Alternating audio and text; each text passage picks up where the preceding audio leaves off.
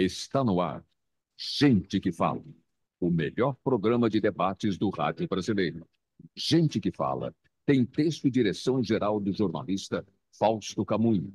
Gente que Fala. Reúne de segunda a sexta-feira formadores de opinião para discutir as principais notícias do dia. Gente que Fala. Tem o selo de qualidade APCOM. Olá, olá! O programa Gente que Fala está no ar. Estamos começando a partir de agora pela 365, a sua rádio de todos os dias, com imagens da OutV, a TV da internet, nossas redes sociais também no ar, nossos perfis no Instagram, do Facebook, o nosso canal no YouTube, tudo à sua disposição para você acompanhar a nossa jornada de hoje. E às 10 da noite tem a retransmissão pela Rádio Cultura AM 990 de Dois Córregos, no Centro-Oeste Paulista e para outras 20 cidades da região. O nosso convite para você, pela próxima hora, curtir, comentar, compartilhar a transmissão do programa Gente que Fala, interaja com a gente também. É bastante legal a sua participação, fazendo perguntas aos nossos entrevistados de hoje. 973350038 é o número do WhatsApp, 973350038. E hoje é quinta-feira, o nosso espaço aqui tradicional, você conhece a nossa parceria, é o Gente do MPD que Fala, parceria nossa com o Movimento do Ministério Público Democrático. Então vamos conhecer os nossos participantes de hoje, os nossos convidados que vão analisar os temas por aqui propostos. Dr. Roberto Liviano com a gente, procurador de Justiça, escritor, palestrante, integra a Academia Paulista de Letras Jurídicas, é presidente do Instituto Não Aceito Corrupção e ex-presidente do Movimento do Ministério Público Democrático. Tudo bem, procurador Liviano? Bem-vindo. Tudo bem, Mauro? Uma alegria, um prazer estar com você, com os colegas de bancada e com todos que nos acompanham. Uma honra participar desse debate hoje, mais uma vez. Obrigado pela presença, procurador Liviano. Também com a gente, doutora Roberta Bock, neuropedagoga, pesquisadora em políticas públicas e supervisora de ensino aposentada do Estado de São Paulo. Doutora Roberta, tudo bem? Bem-vinda mais uma vez com a gente. Tudo bem, tudo ótimo. Obrigada mais uma vez pelo convite. É uma alegria estar aqui com vocês e bora para o programa de sucesso. Também com a gente, na bancada do Gente do MPD que Fala de hoje, Ângelo Calori, professor, palestrante e fundador da Calori Compliance, consultoria especializada em programas viáveis de compliance e prevenção à lavagem de dinheiro. Doutor Ângelo, tudo bem? Olá, tudo bem? E você? Bom dia a todos e a todas, aos meus colegas e colegas aqui de bancada, e obrigado pelo convite. É realmente um prazer estar de volta ao programa Gente que Fala. Um ótimo programa a todos. Obrigado pela presença, por colaborar sempre com a gente. E a doutora Cristine Santini, desembargadora aposentada do Tribunal de Justiça de São Paulo, também com a gente no Gente do MPD que Fala de hoje. Tudo bem, doutora?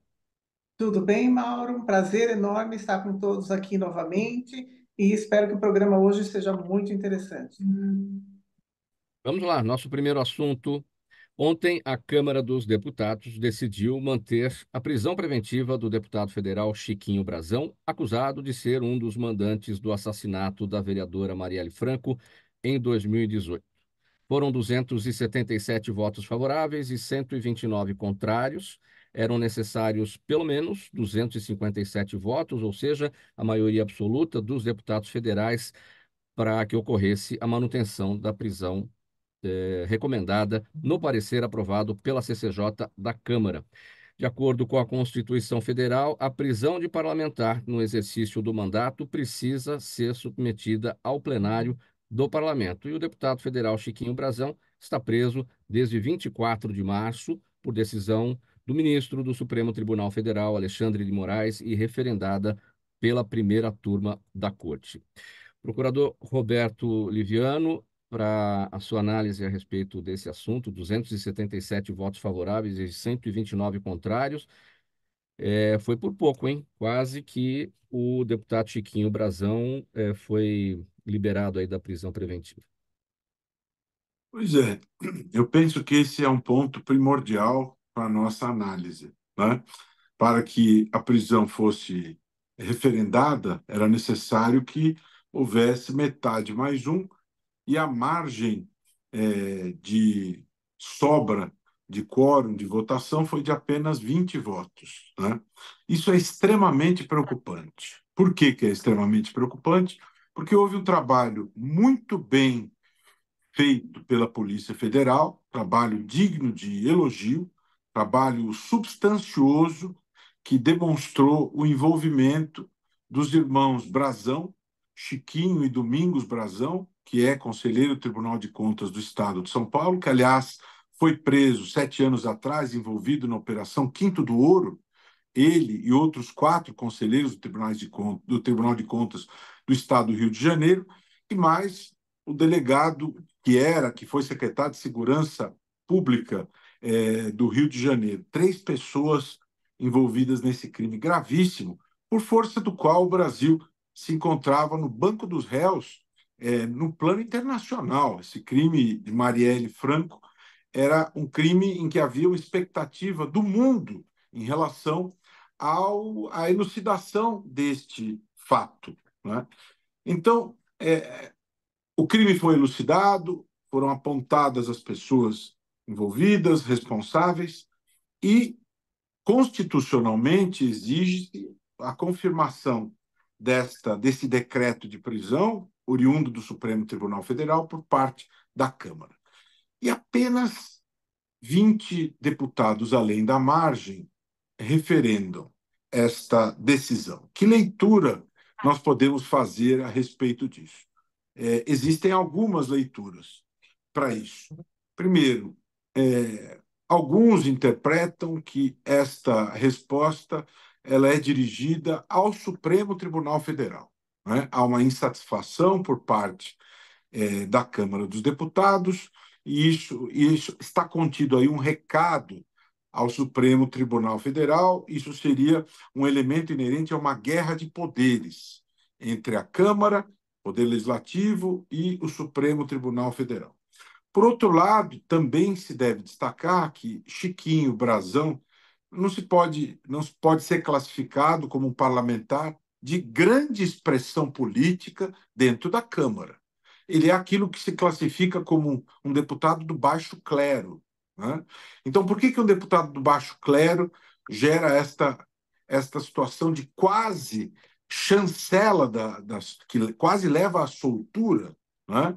Porque Chiquinho Brazão tem ligações com uma série de organismos, ligações com milícias, ligações com uma série de ramificações que são colocadas em evidência no artigo brilhante assinado por Malu Gaspar na edição de hoje do jornal O Globo, que merecem a nossa reflexão, né?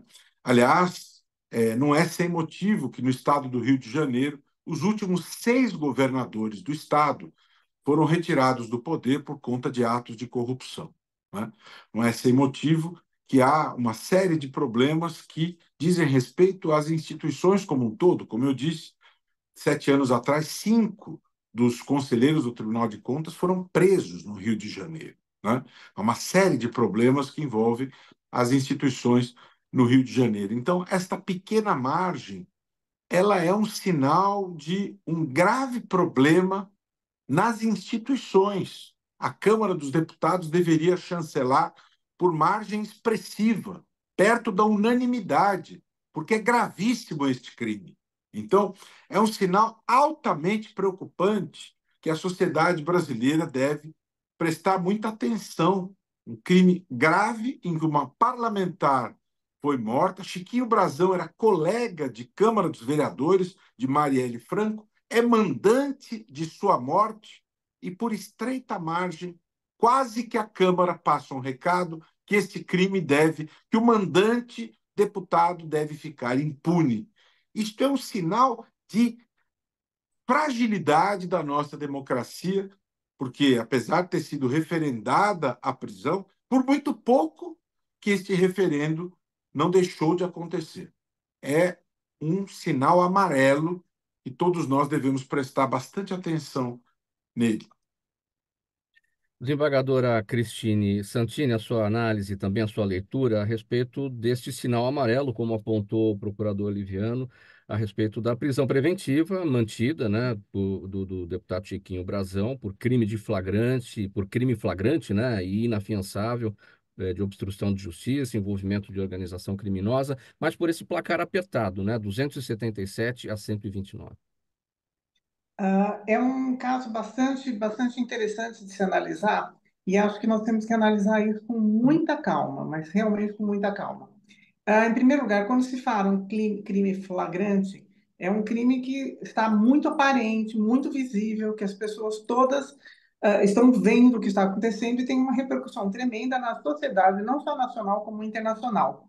Mas não existe, no caso, uma situação de flagrância dentro do direito penal. Ele não foi preso em flagrante. Então, nós temos que começar aí. Se ele tivesse sido preso em flagrante, a situação seria completamente diferente. E me corrijam se eu estiver errada, mas pelo que eu sei, não há denúncia ainda do Ministério Público Não, apresentada contra o deputado. não. E aí nós temos que fazer um paralelo. Se existe indício de materialidade, de autoria suficiente para se decretar uma preventiva, também existe para apresentação de denúncia. Então, eu acho que uma situação que seria assim resolvida muito facilmente se o Ministério Público realmente apresentasse essa denúncia. Porque da análise jurídica que um magistrado faz no caso de pedido de prisão preventiva, é exatamente essa. Existe indício de materialidade, existe indício de autoria suficiente para eu decretar uma preventiva, então eu vou decretar, mas eu estou aguardando imediatamente uma denúncia, porque se existe tudo isso, a denúncia também pode ser apresentada. Sim. Quando existem crimes que causam comoção popular, essa análise fica um pouco perdida. E eu acho que talvez isso tenha gerado esse problema na Câmara dos Deputados, no nosso Congresso, que referendou numa margem tão pequena. Uma análise bastante técnica, uma análise difícil de fazer, mas eu espero que a Câmara, que o Ministério Público, dê uma resposta muito rápida, porque esse crime já deveria ter sido elucidado há muito tempo, né? E é um crime que realmente tem uma repercussão enorme dentro da sociedade, um crime contra a mulher, internacionalmente, e, além de tudo, um crime com um envolvimento muito sério dessa luta de milícias, de controle de terra no Rio de Janeiro. É. Sim, de fato não há denúncia do Ministério Público. O que a gente tem até aqui é o trabalho feito pela Polícia Federal, mas o entendimento do ministro do Supremo, Alexandre de Moraes, quando determinou a prisão preventiva por crime flagrante e inafiançável, acho que por obstrução de justiça. Obstrução de justiça aí, nesse caso, não se configura uma flagrância? Aí eu não vou discutir a decisão do ministro, mas a obstrução de justiça, eu não tenho conhecimento dos fatos, mas, tecnicamente, se há indícios para prisão preventiva, há indícios também para uma denúncia. Então, essas coisas deveriam ser um pouco concomitantes. E essa técnica, eu acho que tem que ser respeitada por um respeito às liberdades individuais, porque a prisão, no nosso direito, ela é exceção. A regra é a liberdade. Para se colocar uma exceção, todos os requisitos têm que ser cumpridos. Então, eu não vou discutir a decisão do ministro, claro que não, analisou os autos profundamente, eu não, mas eu estou falando, em geral, a técnica é esta. Sua análise, Deixa eu sua só leitura. fazer um comentário, Sim, Mauro. sem Tudo problema. isso que a Cristine falou é extremamente pertinente e muito correto e muito técnico. Mas nós precisamos conjugar um outro fator relevante nessa questão. O delegado de polícia, que também está sendo investigado e aponta-se que ele é um dos responsáveis, ele era a pessoa que comandava as investigações e ele obstruiu as investigações. Ele apontou falsos suspeitos para embaralhar as investigações. Esse que era o diretor do Departamento de Homicídios e depois se tornou secretário de Segurança Pública, ele enganou a opinião pública, apresentando falsos suspeitos.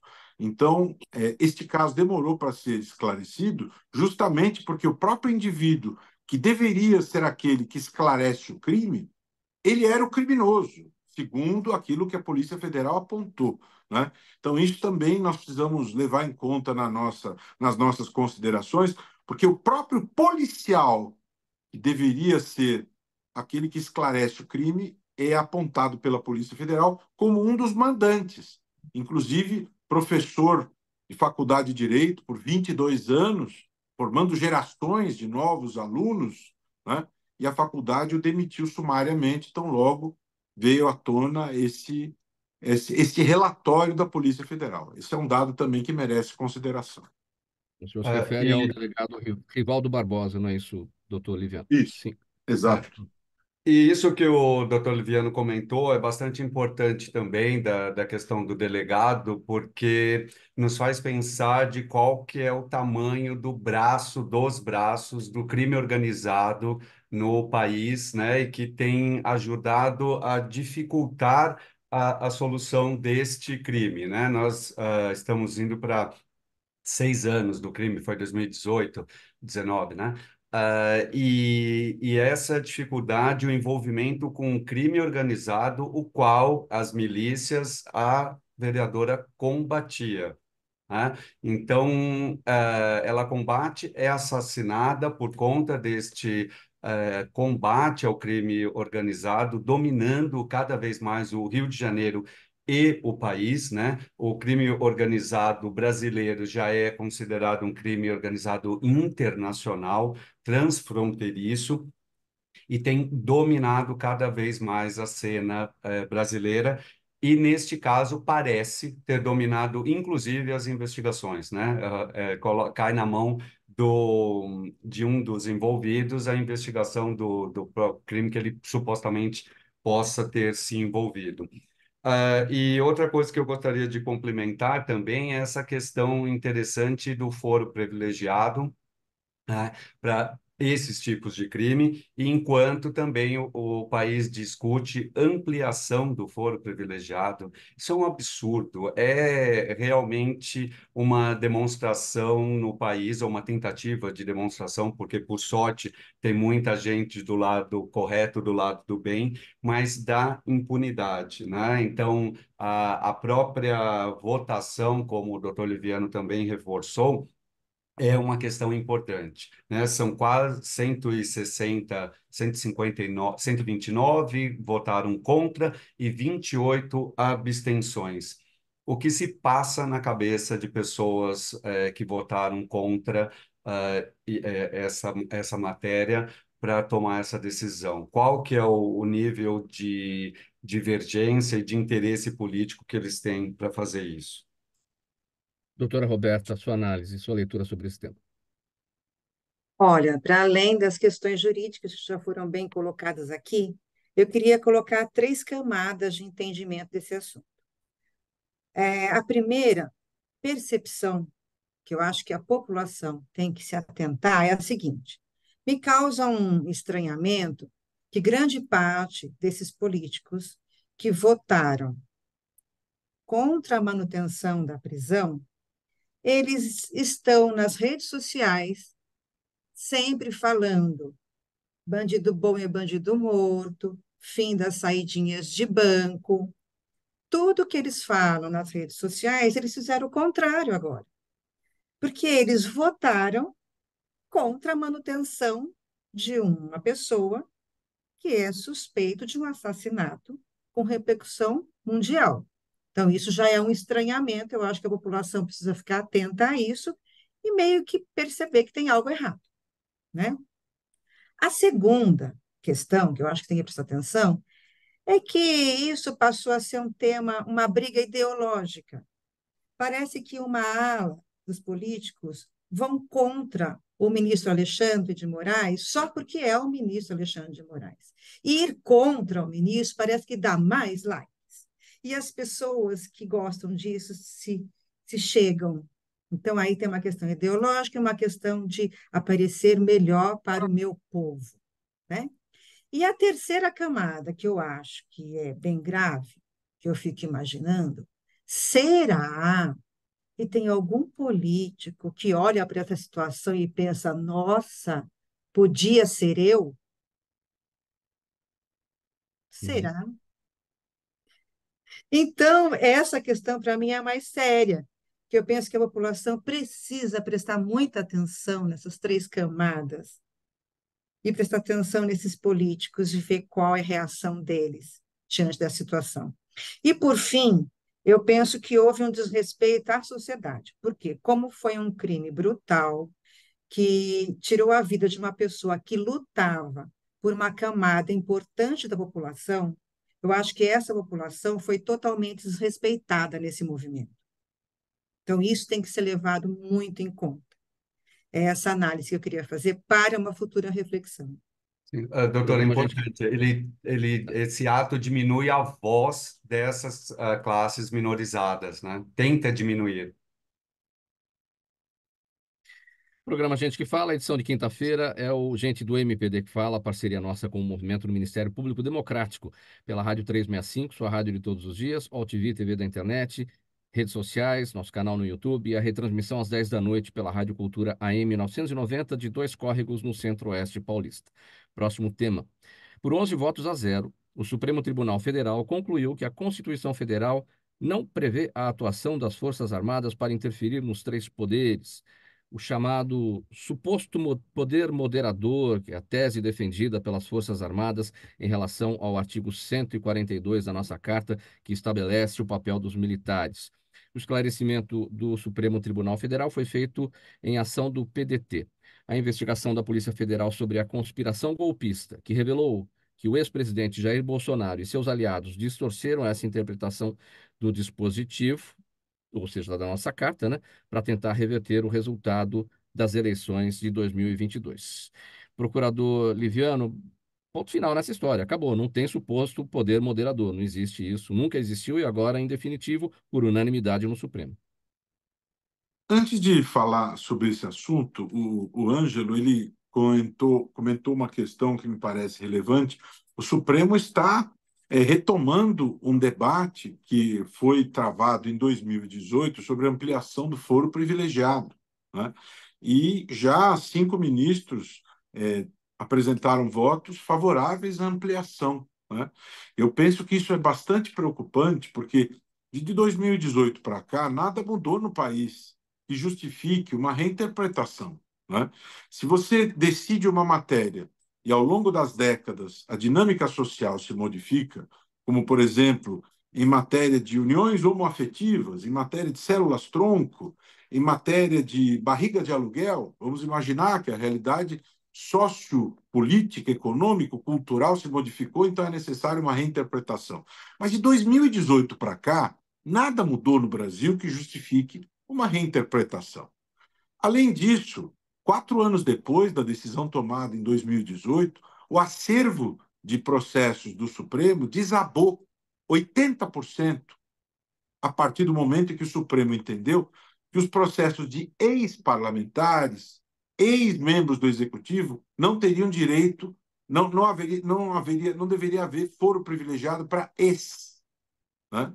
Então, me parece realmente desarrazoado que se cogite a ideia de estender o foro privilegiado para ex-ocupantes, o que daria mais competência para o Supremo Tribunal Federal, né? Até porque a magistratura é independente, é meritocrática, os concursos são meritocráticos, é uma instituição forte, vigorosa, e o foro privilegiado suprime o duplo grau de jurisdição, suprime a ideia de isonomia. Me parece muito ruim a ideia de ampliar o foro privilegiado dentro da ideia da igualdade, da isonomia. Não é nada bom que isto ocorra, não se justifica isso. Agora, foi uma decisão muito acertada do Supremo Tribunal Federal em relação ao poder moderador. E também é importante destacar que a decisão foi tomada por 11 votos a 0, inclusive contando com os 2 votos dos ministros nomeados pelo ex-presidente Jair Bolsonaro, que tem uma visão muito peculiar em relação à questão das Forças Armadas, que tinham muitos oficiais das Forças Armadas no seu governo, em que muitos apoiadores defendem a existência de um poder moderador. Mesmo os ministros Cássio Nunes Marques e André Mendonça, nomeados por Bolsonaro, defenderam a tese contrária ao poder moderador. E é correto, porque a Constituição, em momento nenhum, dá margem a esse tipo de interpretação. Nós temos 3 poderes esses três poderes são harmônicos, são independentes, se fiscalizam uns aos outros, não há quarto poder, não há quinto poder, Ministério Público não é poder, imprensa não é poder, nós temos apenas esses três poderes. Não há poder moderador. Nenhum outro organismo pode intervir para fazer qualquer tipo de ingerência na nossa democracia. Apenas os três poderes. As Forças Armadas, elas se subordinam ao chefe do Poder Executivo, o presidente da República. Não existe poder moderador. Nós tivemos poder moderador no Brasil apenas na Constituição de 1824, que completou agora 200 anos, e era um poder que foi outorgado a si mesmo pelo rei Dom Pedro I, defensor perpétuo do Brasil, assim ele se denominava, e foi uma situação excepcionalíssima durante o Império. Foi o único momento na história do Brasil em que houve poder moderador. Ou seja, no tempo imperial, antes da República. Então, não há poder moderador, nunca houve poder moderador na nossa história republicana. Então, o fato de ter sido decidido por 11-0 não deixa margem à dúvida. Bastaria 6 votos, mas o fato de haver 11 votos, unanimidade, não deixa dúvida a respeito disso. E foi muito importante para o constitucionalismo brasileiro, para a democracia brasileira, para a história política brasileira, que essa decisão seja tomada desta maneira, para não haver nenhuma margem a qualquer tipo de dúvida em relação a isso. Procurador Liviano, para estender um pouquinho mais aquele ponto anterior sobre a questão do foro privilegiado, é interessante que tem parlamentares, tem políticos, né? É, aqueles políticos enroscados com a justiça ou aqueles que estão com medo de futuramente se enroscar com a justiça, né? Tem aqueles que preferem ser julgados nas primeiras instâncias e tem aqueles que preferem continuar no Supremo Tribunal Federal, né? Tem essa divisão, né, também. Essa questão de prefere, aí eu agradeço pela questão. Em primeiro lugar, ninguém tem o direito de escolher julgador. Ninguém escolhe julgador. Né? Isso não existe. Você tem que ser julgado de acordo com a competência definida pela lei. Primeiro ponto. Segundo ponto, há uma tese que preconiza a ideia de que na justiça estadual ou federal os políticos terão ingerência. Eu não acredito nisso. É uma falácia. O juiz estadual, o juiz federal, ele é recrutado em concurso público e esses concursos são sérios e recrutam profissionais seríssimos, como a doutora Cristine Santini, que foi recrutada num concurso seríssimo, meritocrático, são pessoas sérias, técnicas, preparadas, em que não há esse tipo de... Isso é uma falácia, tá certo? É uma falácia, existe o duplo grau de jurisdição, e esses assuntos devem ser submetidos à análise da magistratura estadual e da magistratura federal. Ah, mas é melhor que um magistrado da Corte Superior examine isso, porque há mais segurança. Mais segurança nada. Quem tem que examinar isso é a justiça de primeiro grau, de segundo grau, no duplo grau de jurisdição. As cortes superiores, o Supremo Tribunal Federal existe para ser guardião da Constituição, para julgar as ações diretas de inconstitucionalidade, as ações por descumprimento de preceito fundamental, os recursos extraordinários. Se você abarrota o Supremo com esse tipo de demanda, o que acontece? Essas demandas vão prescrever e você vai criar a indústria da impunidade. É isso que vai acontecer, infelizmente. Vamos seguir, então, desembargadora Cristine Santini, para falar sobre essa decisão, então, unânime, 11 votos a 0 no Supremo Tribunal Federal, que enterrou de vez o suposto poder moderador, a tese defendida aí pelos militares em relação ao artigo 142 da Constituição. Mauro, depois da manifestação do Dr. Roberto, eu acho que eu não tenho muito o que falar. Eu concordo 100% com absolutamente tudo que ele disse. Em primeiro lugar, nós temos 3 poderes da República: o Executivo, o Legislativo e o Judiciário. Não existe um quarto poder, seja ele qual for. Forças Armadas, imprensa, Ministério Público, não há na Constituição. Se houver intenção de se criar um quarto poder, isso vai ter que ser feito através da Constituição Federal e, obviamente, não será realizado. Então, a discussão entre haver um poder moderador ou não haver um poder moderador, eu acho que é uma discussão assim que nem deveria ter sido travada, tá? Mas já que foi muito bem decidida de que não existe um quarto poder. O papel das Forças Armadas, por outro lado, eu não estou dizendo absolutamente que não seja importantíssimo. Forças Armadas são fundamentais para o país. Elas têm que ser fortalecidas, elas têm que ter independência, elas têm que ter um controle firme. Caso contrário, o país fica completamente à deriva num caso de convulsão interna, como a própria Constituição está prevendo, ou então, Deus me livre, num caso de guerra. Então, o poder moderador não existe e isso, em absoluto, não afasta a importância das Forças Armadas, que tem que ser mantida. Por outro lado, quanto ao foro privilegiado, eu, particularmente, sou contra foro privilegiado. Eu acho que quanto menos foro privilegiado existir, melhor. Em primeiro lugar, o foro privilegiado no Supremo acaba com o segundo grau de jurisdição. A pessoa será julgada uma vez só e ela não tem para quem recorrer. Então, começa daí. O direito de defesa da pessoa acusada fica muito prejudicado. E, como exceção, ele deve ser restrito a um número muito pequeno de pessoas. Aumentar o foro privilegiado é criar dentro do Supremo uma competência para o qual ele não, a corte não foi criada. Quando se pensou numa Suprema Corte, a ideia foi exatamente a definição dos grandes temas do país, os grandes temas constitucionais, como disse o doutor Liviano. Se você abarrota a Suprema Corte com uma competência que não é da origem da ideia da criação de uma Suprema Corte, você acaba quase impedindo que a Suprema Corte atue de forma eficiente para os casos nos quais realmente ela tem uma competência originalmente concebida. Então, eu sou totalmente contrária ao aumento da competência do Supremo e quanto à decisão do poder moderador, eu acho que não tem muito o que discutir. Ângelo Calori, o fim desta polêmica aí do suposto poder moderador com a decisão unânime do Supremo Tribunal Federal. Eu concordo perfeitamente com a doutora, que é isso, não deveria nem se discutir, né? Já é claro na Constituição. Mas eu acho interessante, eu gosto sempre da provocação, parece que começam lendo pelo artigo 142. Mas e o artigo 1º, né? Todo poder emana do povo, né? Porque o exerce a partir de seus representantes. Então, do que a gente está falando? É mesmo uma tentativa de, parece que, tirar isso do povo e deixa aqui entre a gente, né, os poderes, como se eles não o representassem, né? Não se discute isso. É um absurdo a gente pensar dessa maneira e discutir poder moderador, sendo que já está muito bem definido.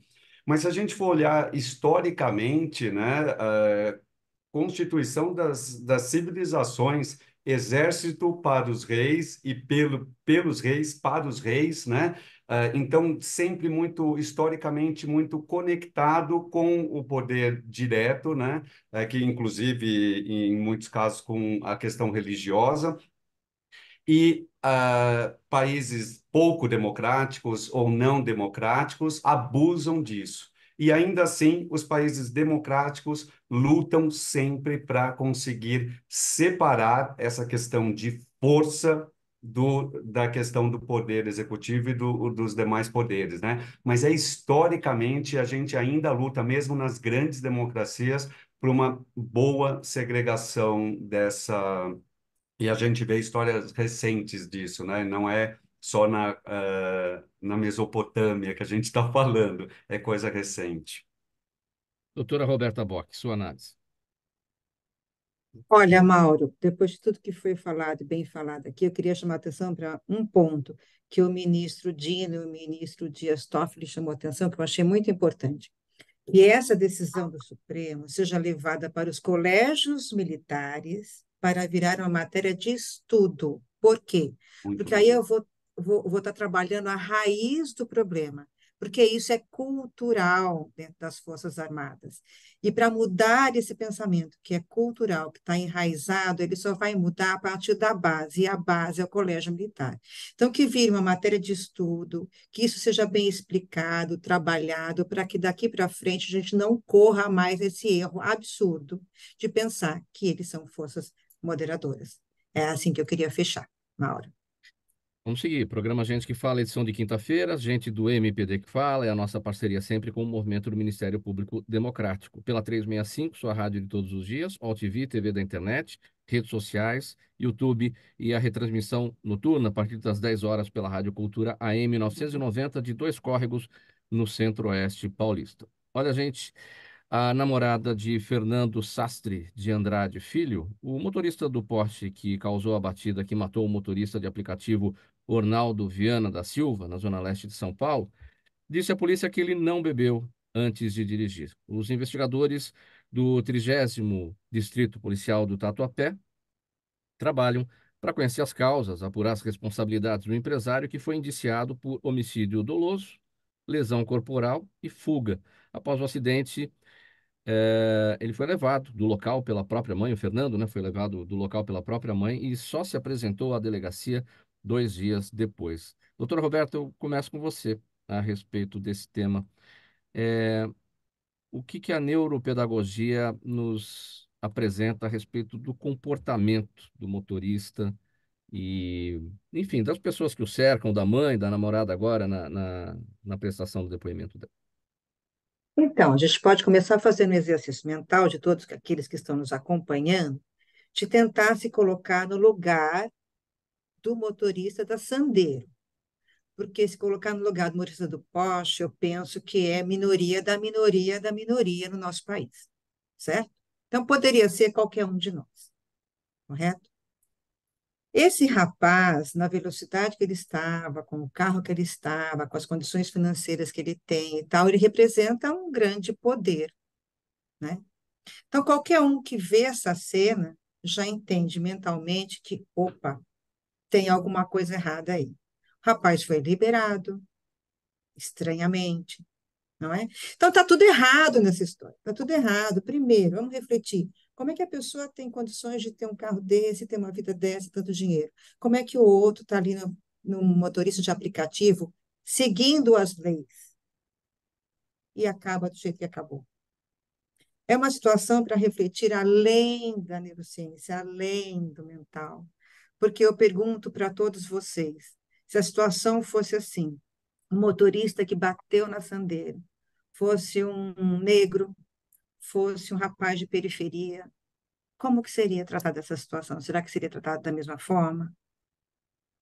Então, essa situação provoca medo na população, mais um pouco de pânico na população, revolta. E quando isso se estende, o ser humano fica muito embrutecido. E aí ele quer justiça. E aí ele quer que tudo seja feito de uma forma rápida. E aí ele entra na onda daquilo que a gente já vinha conversando, daqueles políticos que aproveitam a situação para falar nas redes sociais, as pessoas embarcam naquela situação que dá uma solução fácil para um problema complexo. Isso é horrível, é um exemplo horroroso para a nossa sociedade. Não. Desembargadora Cristine, por que temos tanta dificuldade no Brasil, temos impunidade, né, tamanha no Brasil, quando a gente está nesse contexto aí dos acidentes de trânsito, carros que são usados como armas, porque quando você assume o risco dirigindo em alta velocidade e eventualmente embriagado, é isso que a gente está tentando saber nas investigações que estão sendo feitas, em alta velocidade, de fato, ele estava, né? Embriagado, enfim, não podemos afirmar isso por enquanto, porque as investigações estão ocorrendo. Mas, de fato, a gente tem a impunidade no Brasil quando a gente observa esse tipo de situação, principalmente quando os motoristas têm o poder, né, como destacou aqui a doutora Roberta, do dinheiro, o poder do carro de luxo e coisas assim. Mauro, eu acho que isso é uma coisa muito interessante de se discutir em sociedade. Essas coisas acontecem no Brasil porque as instituições, em geral, funcionam de uma maneira equivocada.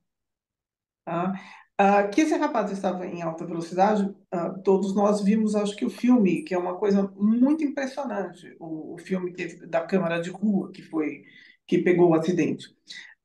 Então, obviamente, isso vai haver uma perícia, vai ser definido, mas o que me chama a atenção, quando houve o acidente, este moço estava no local e a polícia militar chegou no local. E não fizeram o teste do bafômetro. Liberaram o rapaz para que ele fosse ao hospital e, tendo liberado o teste de bafômetro, num caso desse, em que havia uma pessoa que faleceu no local, nenhum policial militar acompanhou até o hospital.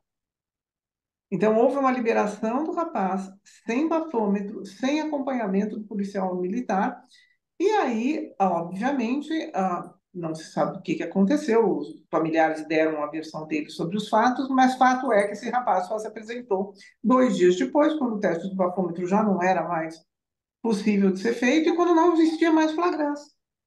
Não existia mais possibilidade de decretação de prisão em flagrante.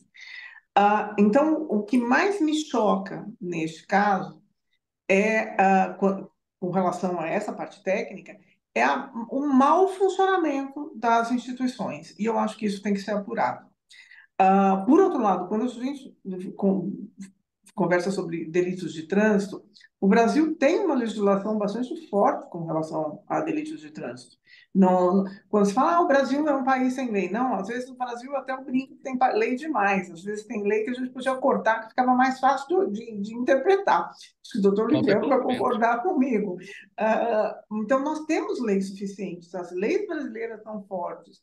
O problema é como isso como funciona na prática. Tá? Tanto de um lado, com relação à impunidade, como, por outro, quando existem, por exemplo, traficantes que são, em estado de flagrância, presos com uma quantidade absurda de entorpecente e que são liberados. Aí a interpretação que se dá nessa liberação também choca a população.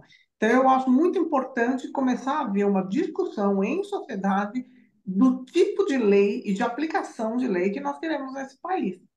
Porque tanto existe essa impunidade por um lado, como existe uma outra diferente. Então, nós precisamos começar a mobilizar a sociedade para discutir esse tipo de crime. Procurador Liviano, seu sentimento em relação a esse episódio do poste? Veja, imagine a situação. Olhando o filme, como a Cristine mencionou, olhando a dinâmica dos fatos, você percebe que esta Porsche, dirigida pelo senhor Fernando Sastre, uma Porsche de R$ 1.200.000, nós não estamos falando de um veículo de 40 mil, 50 mil, um carro popular. Nós estamos falando de uma Porsche reluzente de R$ 1.200.000, que se deslocava em altíssima velocidade, e esta Porsche destrói o outro veículo, que era conduzido por um trabalhador motorista de aplicativo. Não é? A velocidade era estrondosa. A perícia talvez consiga obter algo aproximado, não sei dizer 120, 130, 110, não sei dizer, a perícia nos trará algo mais aproximado. Chama atenção que quando o senhor Fernando Sastre é ouvido, ele afirma que ele dirigia a pouco mais que 50 por hora. Basta ter bom senso elementar para perceber que esse senhor é um mentiroso, né? Basta olhar como os veículos ficaram destruídos, arruinados, que você percebe o quanto isto é mentiroso. Por outro lado, o senhor Fernando Sastre, antes deste evento, ele esteve num open bar. O que é open bar? A pessoa paga o ingresso para consumir bebidas à vontade, bebidas e comidas. Ela paga o ingresso para consumir o quanto quiser. E a sua namorada vem à autoridade policial, diante da autoridade, dizer que o indivíduo pagou um ingresso para consumir bebidas o quanto quiser e não consumiu bebida alcoólica, sendo que pessoas que estiveram no local presenciaram este indivíduo se comunicando com voz pastosa e com sinais evidentes de embriaguez. Né? Novamente, um sinal claro de que há comportamentos mentirosos por parte das pessoas, não é? E aí, como disse a Cristine, este indivíduo sai do veículo, ele matou o motorista que conduzia o outro carro, havia uma situação de flagrância, não é? Os policiais que atendem à ocorrência não o submetem a exame do bafômetro e permitem que ele se retire do local sob a argumentação absolutamente ridícula da sua mãe, que ele precisava colocar um band-aid num corte na boca, né? Claro que isso precisa ser investigado, porque eu vejo, com os meus 32 anos de Ministério Público, vejo sinais estridentes de possível prática de ato de corrupção nesta situação, não é?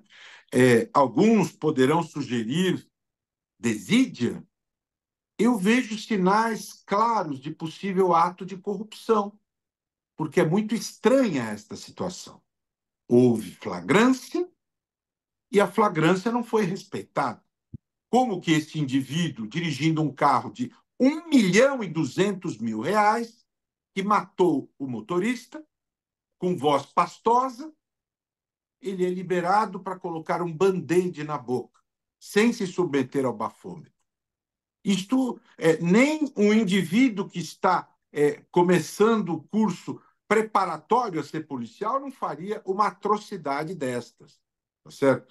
Agora, quanto à questão da punição, o Brasil é muito brando com a punição da criminalidade no trânsito. Me perdoe a Cristine, eu vou divergir aqui. Você pune esta criminalidade como crimes via de regra culposos e a punição fica muito branda. A polícia já pediu em 2 ocasiões a prisão preventiva deste indivíduo, que fugiu do local, porque depois disso tentaram localizá-lo no hospital e lá não encontraram nem motorista, nem mãe de motorista. Ele foi reaparecer dias depois, quando não havia mais a flagrância.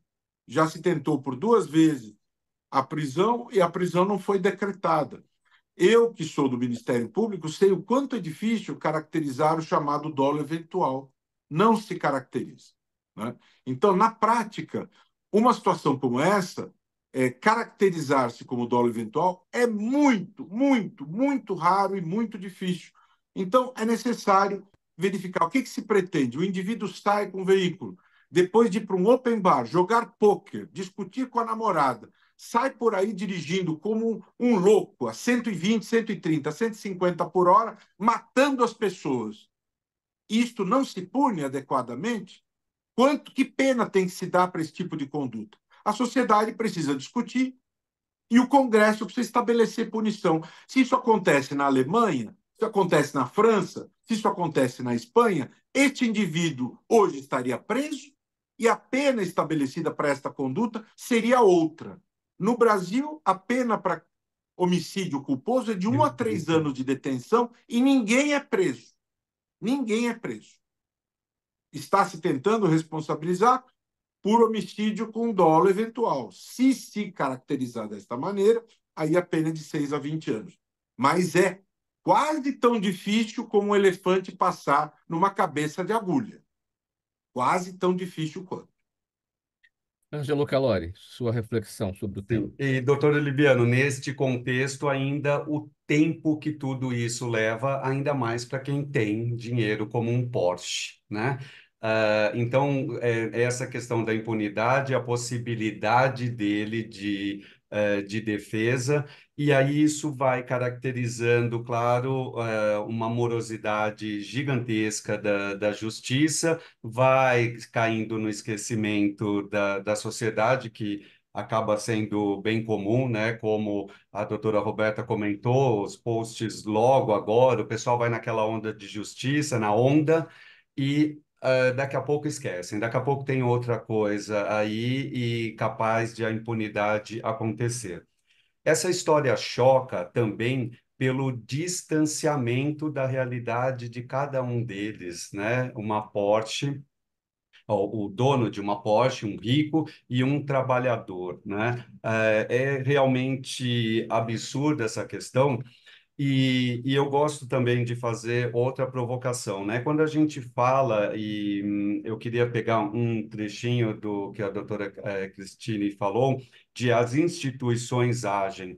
Eu tenho costumado, nas minhas aulas e palestras sobre prevenção, governança, anticorrupção, ética, de que instituições não agem, instituições são seres inanimados, né? Então, digamos, para trazer um exemplo, a PM agiu de maneira inadequada, né, liberando ele. Não, foi uma pessoa física, um policial que poderia também ser eventualmente uma vítima, aliás, né, vive em risco de violência, foi uma pessoa física que talvez, como colaborando com o que o Dr. Roberto falou, de uma possível propina, um pagamento de corrupção ali, ele ter liberado uma pessoa numa situação tão clara como essa, né? Isso é chocante e eu, particularmente, fico muito chocado quando eu vejo que, quando a gente fala de corrupção, do assassinato da Marielle, né, e dessas questões todas, estamos falando de um comportamento humano, né? E que, é claro, aí a gente tem a questão de influência social, influência corporativa, e que aí essa influência externa vai trazendo para um grupo um modelo de comportamento, né? E eu também, por conta da minha atividade, né, em canais de denúncia, análise, né, das denúncias em canais de denúncia, código de ética das instituições, e também pelo meu mestrado que foi com base em ciência comportamental, falando de comportamento desonesto do brasileiro, não do político brasileiro, de todo e qualquer brasileiro, né? A gente olha essa visão, estávamos falando nos outros temas sobre as questões de impunidade, desde a situação do primeira matéria com o caso da Marielle, né? E a impunidade que a gente vê distante choca, né? Mas a impunidade é só de político? Não. Nós temos aqui algumas classes privilegiadas usando todo o seu poder econômico e de influência para também sair impune, né? Ele, provavelmente mais do que outras pessoas, tem acesso à informação e seguramente sabia do que estava fazendo, fugindo de uma cena de crime, né? Matando uma pessoa e a própria mãe cuidando para um band-aid, como o Dr. Roberto lembrou. É o que a gente tem ensinado para os nossos filhos. Minha filha pequena, e eu sempre, né, atuando com a questão de anticorrupção e ética, ela tinha uns 5, 6 anos, estávamos na praia tomando um sorvete e eu fiz um teste com ela de propósito. A gente pegou o sorvete e paga só depois. Então a gente estava ali num deck assim da sorveteria, tomando sorvete, e eu falei para ela: terminamos, vamos embora sem pagar? Só para ver o que que ela faria. Uma menina de 5 anos. Ela: não, pai, não pode. Não, vamos, ninguém está vendo. Eu tentando provocá-la, ver como que ela agiria na inocência de uma menina. E ela não quis sair de jeito nenhum. É claro, eu fui lá e paguei, era só um teste com ela, né? E eu falei assim: mas e se eu quisesse sair, o que que você faria?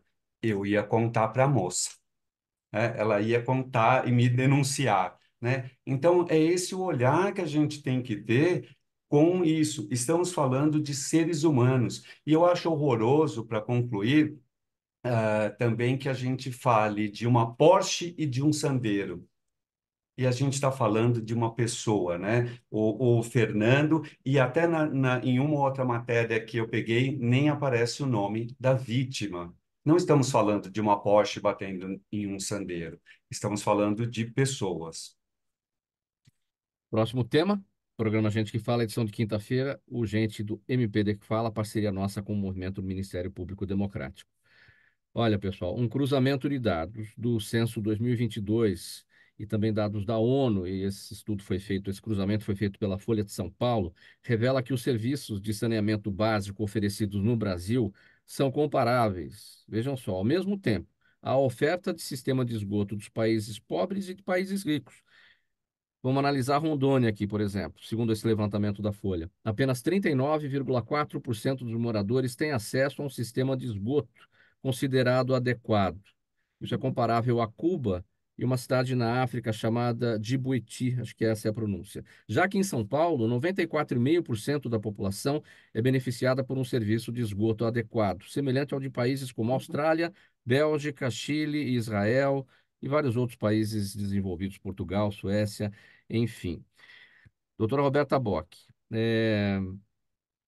saneamento básico significa saúde. A falta de Por saneamento favor. básico significa falta de saúde. Falta de saúde significa problemas educacionais.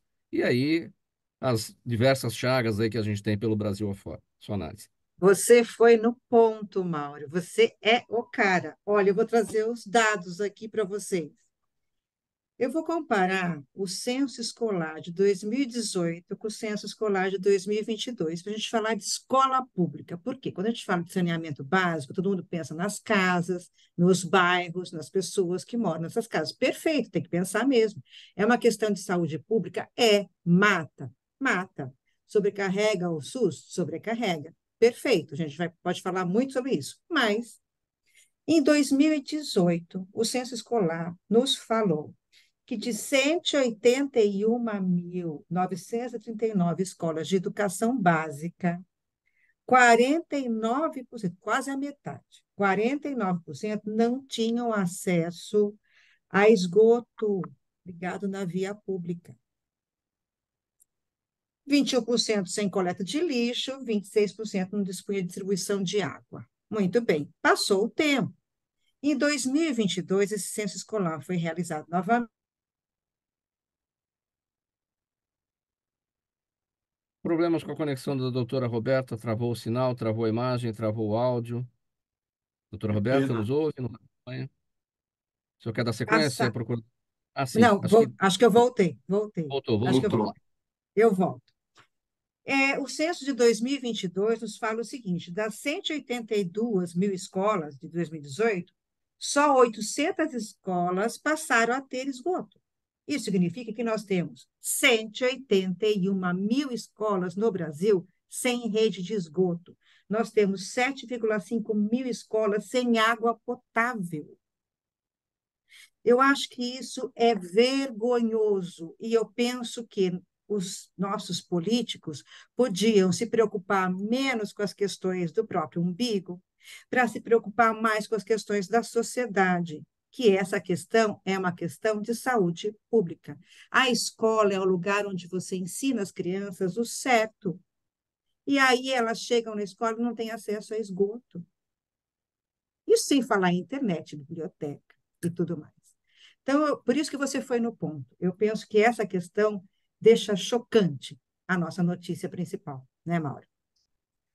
Procurador Liviano, a gente tem poucos minutos aqui. Vamos dar sequência nesse tema. Vamos pegar aqui o nosso último assunto, que é super importante, que é a questão do X, o antigo Twitter. A gente tem 4 minutos aqui para análise. Vamos falar dessa questão do Superior Tribunal, do Tribunal Superior Eleitoral. Os representantes do TSE agendaram uma reunião com representantes do X, né, o antigo Twitter, para revisar os termos da parceria que foi estabelecida para combater a disseminação de desinformação. O acordo foi firmado em 2000 e abrange diversas plataformas como Instagram, Facebook, WhatsApp, TikTok, Google, YouTube, entre outras. Eu vou até abreviar a leitura aqui para a gente poder ganhar um pouquinho de tempo, procurador Liviano. E que precisa ser revisto nesse acordo, hein? Eu quero falar disso numa perspectiva mais abrangente. Vamos lá. Lógico que deve haver diálogo, deve haver acordos, deve haver preocupações muito sérias em relação às eleições, porque nós devemos combater a desinformação. O TSE criou um QG voltado para o combate à desinformação, e as big techs, elas precisam estar conscientes de maneira absoluta que ninguém pode estar acima ou à margem da lei. Este é o ponto. Este embate entre o senhor Elon Musk e o ministro Alexandre de Moraes, ele vem chamando a atenção de todos nós, as pessoas ligadas ao ex-presidente Jair Bolsonaro, por um lado, se colocaram ao lado de Elon Musk, as pessoas de outro lado atiraram pedras, então nós tivemos uma polarização em relação a isso. Eu vou procurar, de maneira técnica, dizer apenas o seguinte, Mauro. Me parece muito preocupante que as big techs, e eu não vou dizer apenas ele, mas em geral, já há algum tempo vejo uma situação de este posicionamento de se considerar acima do bem e do mal. Posicionamentos prepotentes, posicionamentos e situações questionando determinações do Poder Judiciário do Brasil. Lógico que todas as pessoas gostam de estar nas redes sociais, as redes sociais são uma verdadeira esfera existencial paralela, elas estão no mundo todo, mas o fato é o seguinte: no Brasil e nos países em geral, existem leis, existem regras, e as big techs precisam cumprir estas regras. Nós vamos ter eleições agora no dia 6 de outubro e é imprescindível que haja cuidado com a questão da desinformação, para coibir a desinformação. E o senhor Elon Musk, por mais rico que seja, não é? Por mais excêntrico que seja, e ele tem direito à riqueza e à excentricidade, mas o senhor Elon Musk, ele não está acima do bem e do mal e ele tem que cumprir as regras do jogo. Ele não é melhor nem pior do que ninguém, tá certo? Então, eu vejo como sinto um ar de prepotência nessas colocações do senhor Elon Musk. Então, é necessário que haja essa percepção. As big techs são poderosas? São, mas elas não estão acima da lei. Elas não estão acima da ordem jurídica, não estão acima da Constituição. Então é necessário que haja esta clareza. Devem respeitar a institucionalidade política do nosso país. Não estão acima do bem e do mal. Essa é a minha colocação sobre isso. É impressionante, né, procurador Liviano, como a gente não consegue superar essa discussão, esse debate em relação, em torno da liberdade de expressão, porque liberdade de expressão é fundamental. A liberdade de expressão, ela não é absoluta. Então, você defender a liberdade de expressão para você dizer, você disseminar desinformação, é impressionante como a gente ainda patinando nessa história. E não é um As problema pessoas acham que universal. cabe tudo dentro da liberdade. Então, amanhã, alguém pode dizer que Adolf Hitler tinha direito à liberdade de exterminar judeus, sabe? Então, essa questão de liberdade é necessário tomar cuidado. Alexandre Silveira, aquele deputado federal, ele veio defender a ditadura, veio defender a ruptura democrática, tá certo? Então, é necessário ter cuidado. Liberdade para quê? Para romper com os Até ditames quando? da Até que limite? Constituição? Então, isso não existe. Não existe liberdade para ser tirano. Não existe liberdade para defender ditadura. Esta liberdade não existe. Liberdade para desinformar o mundo? Não existe essa liberdade. E a Mas eu conveniência, né? Por que Elon Musk está tão interessado no Brasil assim? Tá bom, a segunda maior país com contas, mas é impressionante. Ele tuitou depois disso, entre aspas, isso está ficando picante, porque a Câmara dos Deputados dos Estados Unidos questionou a X sobre as ações tomadas no Brasil, né, violando lei brasileira.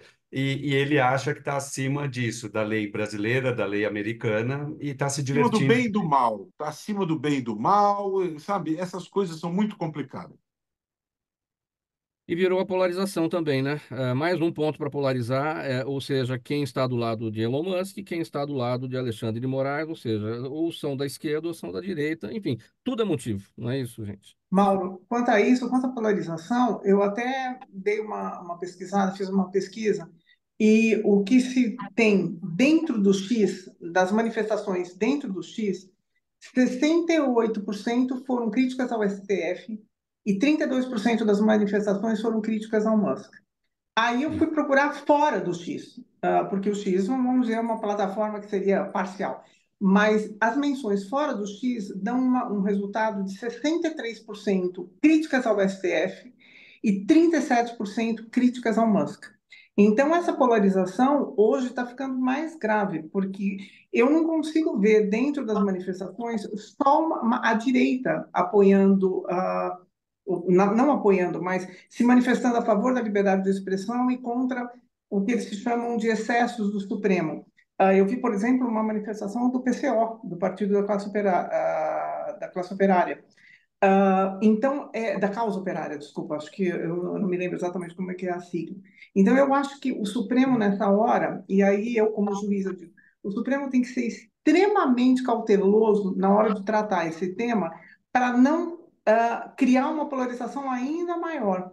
Então, é por isso que eu acho que realmente essa reunião, com a participação das plataformas, tem realmente que ser realizada para que todos tentem entrar num consenso para não disseminar fake news, mas não extrapolar para ferir liberdade de expressão. E isso é um equilíbrio muito tênue. Então, essa polarização é muito mais grave hoje do que eu via, por exemplo, na época da última eleição. Ponto final nessa edição do nosso Gente que Fala de hoje. O nosso tempo já está bastante estourado por aqui. O Gente do MPD que Fala, a parceria nossa com o Movimento do Ministério Público Democrático. E o agradecimento a todos os participantes. Dr. Roberto Liviano, procurador de Justiça, escritor, palestrante, integrante da Academia Brasileira Academia Paulista de Letras Jurídicas, presidente do Instituto Não Aceito Corrupção e ex-presidente do Movimento do Ministério Público Democrático. Doutora Roberta Bock, neuropedagoga, pesquisadora em políticas públicas, supervisora de ensino aposentada do Estado de São Paulo. Ângelo Calori, professor, palestrante e fundador da Calori Compliance, que é a consultoria especializada em programas viáveis de compliance e prevenção à lavagem de dinheiro, e a doutora Cristine Santini, desembargadora aposentada do Tribunal de Justiça do Estado de São Paulo. Um abraço a todos vocês aqui pela presença, pela conversa super frutífera e produtiva, muito esclarecedora para a nossa audiência. Programa Gente que Fala é sempre uma realização da ABCom, 23 anos no ar, apresentação minha, Mauro Friesman, pauta e redação, Luiz Ferro, Zenilda Salvato, nossa diretora de produção, jornalista Fausto Camunha, nosso diretor-geral, você ouvinte, você espectador, a razão da nossa presença aqui todos os dias. Agradecendo aqui a 365 por esses minutos a mais aqui no nosso tempo de hoje. Você que fica aqui pela 365, agora programação de qualidade especial para entreter aí o seu início de tarde. A gente volta amanhã a partir do meio-dia. Tchau, até lá.